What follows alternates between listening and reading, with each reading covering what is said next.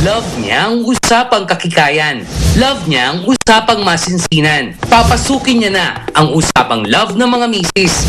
Sisimulan niya na ang balitaktakang love din ng mga mister. Carmina loves Zoren. Zoren loves Carmina. Si Zoren is pinagdasal talaga ni Carmina.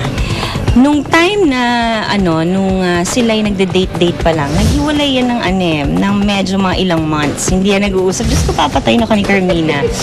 Iyak nang iyak si Carmina. So, bilang best friend ni Carmina, usap kami. Tapos one time, nagising siya ng madaling araw. And then, sa sobrang kalungkutan niya, and talagang pinagdasal niya na sana nilagay niya doon sa prayer niya, particular talaga, binanggit niya yung pangalan ni Zoren. Si Zoren na ang makakatuluyan ko. Naniniwala ako na si Zoren din, si Carmina ang answered prayer sa kanya kasi magiging mabuting asawa si Carmina dahil mabuting tao yan.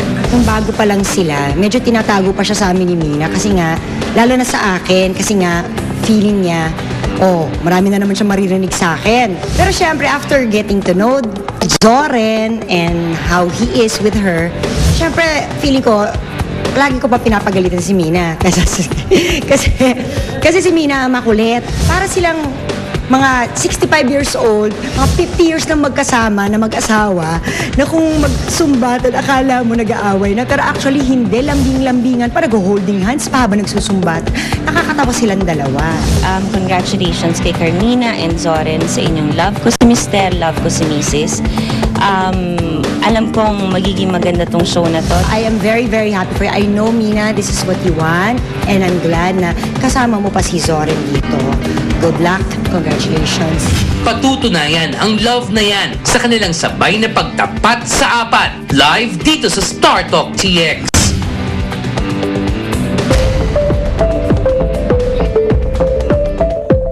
O yan, Carmina, malinaw. Narinig nating lahat mula sa mga labi ni Aiko.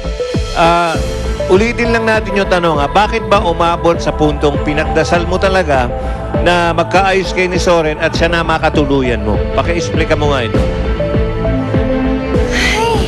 Hindi kasi there was a time na parang magulo kami dati. Parang, wait a minute. Ayan na naman eh. Ayan na. Ako tinatanong ni Tito Joey. Hindi, parang magulo in a sense na parang in a way na hindi namin maintindihan kung kami ba or hindi. Parang ganun. Parang sa kanya, kami na. Pero yung sa akin naman, parang basta parang may ganun. Tapos naghiwalay kami.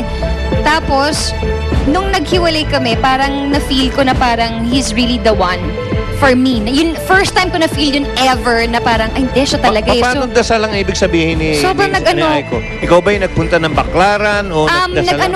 Nagpadasal ako sa mga madre. Totoo, nag-pink sisters ako. Tapos nagpunta ako sa mga iba't ibang, nagnovena ako. Si Zoren, Totoo talaga yung tatay, no?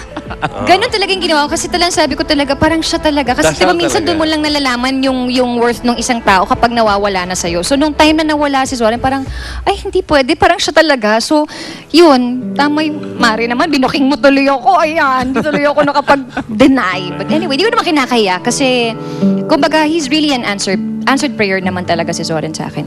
Zoren, iwan mo kaya ulit para ma-miss ka. Actually, ganun po nangyari, Kuya Joey. Kasi nasa rebellious stage siya noon. Nung panahon So, ang dami rin naman nang liligaw sa kanya noon eh. So, sabi ko, sige na nga, bahala ka na muna magrebelde dyan. Sino Kung naman gusto mo. nanliligaw? Naku, ang dami. May alam ako. Hindi ko na Sino naman sasabihin. nanliligaw? Pero Meron alam mo, akong dalawa. meron isang nanligaw, iniwan siya sa harapan ng bar. Sino? Nandun yung girlfriend niya o whatever, tumawag ngayon sa akin, punta ka sa akin. Initial. Dahil mo akong tanga dito, iniwan ako. Parang po yun. Eh, dumating siyempre ako, nagpaka-superhero ako. Oo. I'm not gonna say. Hindi siya po artista. Hindi po. I'm sure artista yan. Athlete. Ikaw galing. Hindi rin. Eh bakit naman galit sa'yo nun si Jelly? Ayaw kanya para kay Carmina. Ay, hindi naman galit si Jelly. Just that, alam mo naman si Jelly, parang laging, di ba, parang laging galit sa akin, parang ganyan. Kasi nga, minsan, Dahil nga sa previous relationship ko, marami akong tinago kasi kay Jelly. So siguro bilang isang best friend, parang ayan ka na naman, baka naman aanga-anga ka na naman. Yung parang gano'n. So parang gusto lang na maging careful lang ako. So syempre hindi naman niya kilala talaga si Zoren personally. So medyo tinatago-tago ko pa siya ng slight. So, yun. Sorry, nung una, si Carmina ang maraming projects. Di ba ikaw marami ka ng projects ngayon? Nung time na yun na maraming projects si Carmina, hindi ba nagkaroon ng professional jealousy sa inyong dalawa?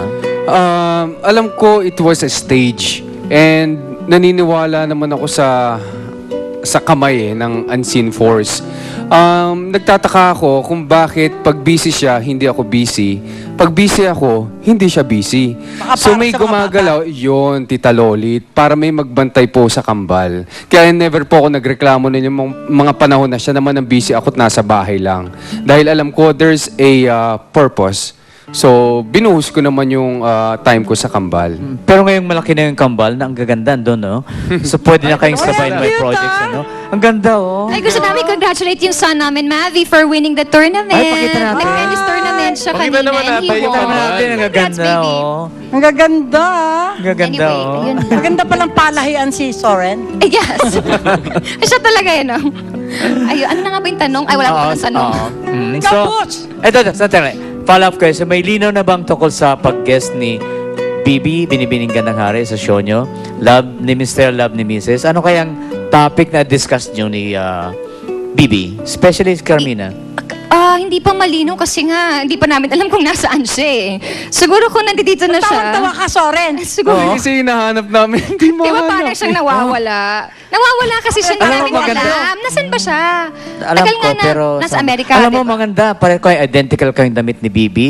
Si Kaya nga Zoe sabi na ko sa kanya, mag-interview baka di inyo. kaya malito siya kung O sino ba, which is magpapalit-palit which. kayo ng damit, Ayan, magka-size kayo. pwedeng gawin Maganda yun, natin di game ba? yan.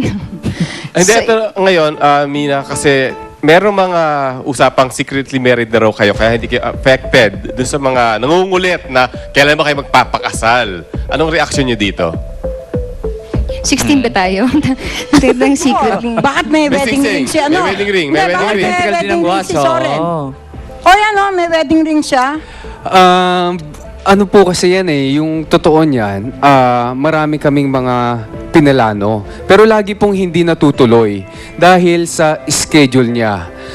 Like I said, pag siya busy, ako hindi. Pag busy ako, siya hindi.